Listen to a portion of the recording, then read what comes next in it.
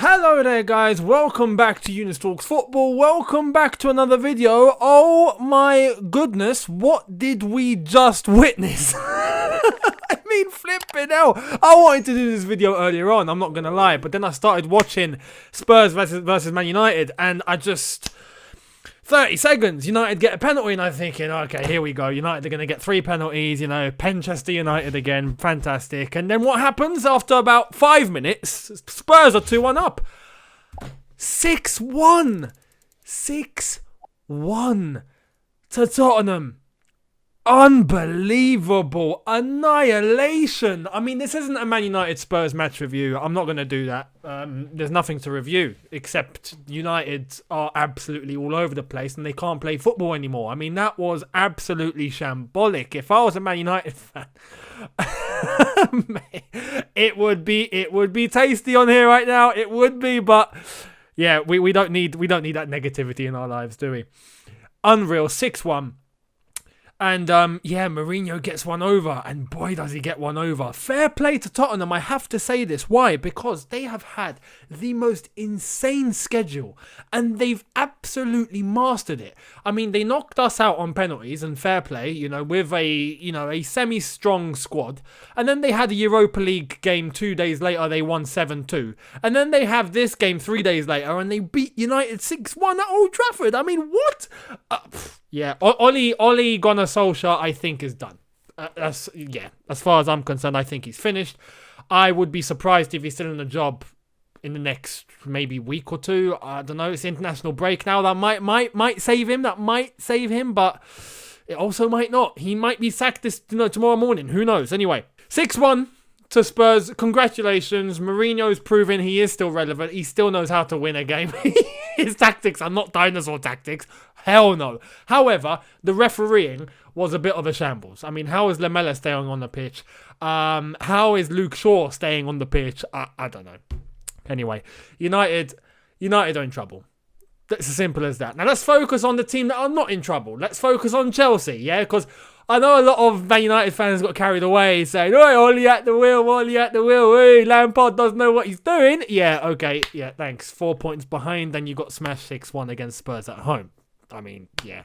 That's no dig, that's just facts. And then, yeah, Mourinho patting Ole on the head afterwards. Just the final nail on the coffin, isn't it? It's just how it is.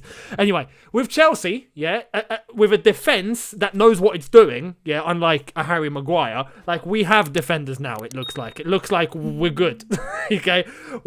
After a great performance yesterday, 4-0 against Crystal Palace, there was the constant rumour around Callum Hudson-Odoi. Is he staying? Is he going? It was all up in the air. Well, it's nice that today we can confirm, not just me, but all the big guns, Fabrizio Romano included, and here he is. The deal is off.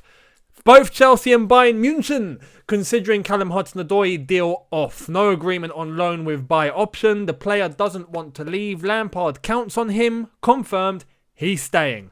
And then Bayern are now closing on Bouna Sarr from Olympique Marseille, and Mark Roca is coming too.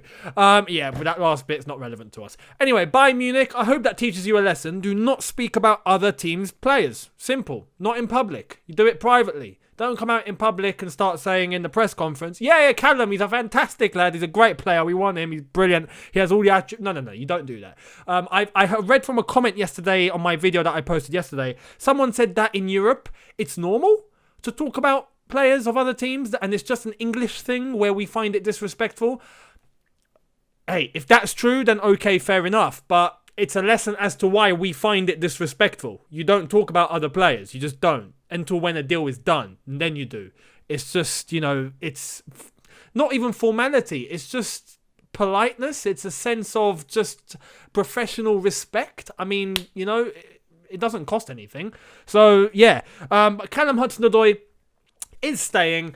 He's definitely staying put at Chelsea. There is no deal with Bayern Munich. The rumour was that because Bayern Munich tried to offer a loan with an option to buy, not an obligation, Chelsea were apparently tempted if it would have been an obligation to buy, because Bayern Munich were ready to stick £70 million on the table. 70 million for Callum Hudson-Odoi. That does turn your head, you have to be honest. But Chelsea were looking at an obligation. Not an option. Not take our player away and then after you're done with him, you just send him back. No, because we need Callum Hudson-Odoi. So if you want him that bad and you're going to pay that much money, make it an obligation so then we can go and get a winger tomorrow. You know, it's best. So, yeah, that deal is now off. Bayern Munich weren't going to do that. Chelsea have, you know, kept Callum. He wants to stay. Lamps wants to keep him. The club want to keep him. It's all done. It's off. So now we turn to the last remaining position, which has always been a defensive midfielder. There was the Declan Rice thing. Now, domestic transfers doesn't end tomorrow. Tomorrow is deadline day. But domestic transfers between Premier League and Championship and, you know, League 1, League 2, whatever, even though that's not going to happen. But clubs within this country, domestic transfers can happen until the 16th, if I'm not mistaken. Tomorrow is deadline day for any international transfers. So Declan Rice could still happen. However, there's a name that we've been linked with, and it's this guy, Partey. Dan McCarthy says his agent has offered the player to many teams. This didn't come from nowhere. Chelsea have scouted the player for a while. He's on the list. If Chelsea went for him, it'd be down to Frank approving it. Rice is number 1. Release clause makes it a faster deal. Now, this is key because Partey, Ghanaian international, Atletico Madrid, good player, 27, 28 years old, I believe. Is he? I think he's around that age. I need to double check that. But fantastic player. Fantastic defensive mid. Very solid. And when I look at him, it's hard. It's hard to not be reminded of Essien. You know, when we have Kante in our team that we compare with Makelele, imagine Kante and Partey. I mean, oh my God. It would be insane. I would take that all day long. Chelsea clearly want Declan Rice as number 1 priority, though. And this is where it comes with a little bit of a, I don't want to say trouble, but it comes with a little minor problem. If we want Partey, we need to get this deal done by tomorrow. That's it. Trigger the release clause. I think it's 45 million or something like that, 50 million. Trigger the release clause, and he's ours. But if we don't do that by tomorrow, well, that's gone. We need Declan Rice. It's as simple as that. So Chelsea have to make a decision tonight, I would believe. Tonight. Do we keep going for Declan Rice where West Ham are so adamant that they want to keep him? Or do we now turn our attention and on deadline day get ourselves Partey? Because Arsenal look like they're struggling to sign anyone. Aouar's not going, that's off. They can't trigger Partey's release clause because I don't know if they haven't got any money in the bank, which is surprising to me because their owner is a billionaire. But anyway, Partey has a release clause that's there, ready to be triggered. If that's triggered, personal terms straight away. Get that done, medical, done. Deal's finished. So it can be done on deadline day very quickly. Chelsea, as I said, need to make a decision. Are we going to try and get Declan Rice? Are we going to... We're going to have to pay. Simple as that. We're going to have to pay. West Ham will not let him go for cheap. Or are we going to abandon that and go for Partey? Now, what would you guys do? What would you guys do? Because if you're asking me, I wouldn't mind. Rice or Partey. I'd take either.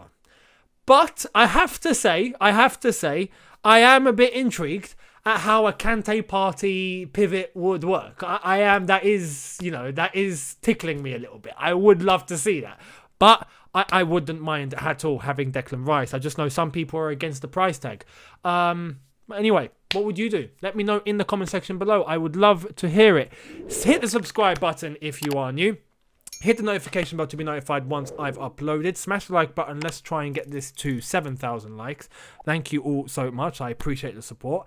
One thing, as I've said, I am going to be relaunching my Twitch. That is going to be coming soon. And I'm considering doing a deadline day stream tomorrow on Twitch as my first video back properly on my Twitch channel. My link is in the description.